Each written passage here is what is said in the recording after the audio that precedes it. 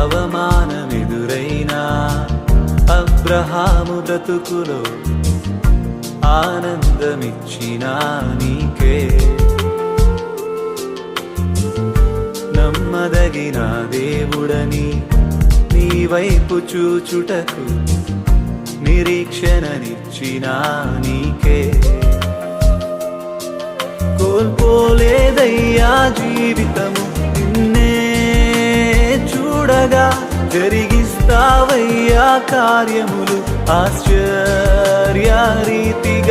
కోల్పోలేదయ్యా జీవితం నిన్నే చూడగా, జరిగిస్తావయ్యా కార్యములు ఆశ్చర్యరీతిగా.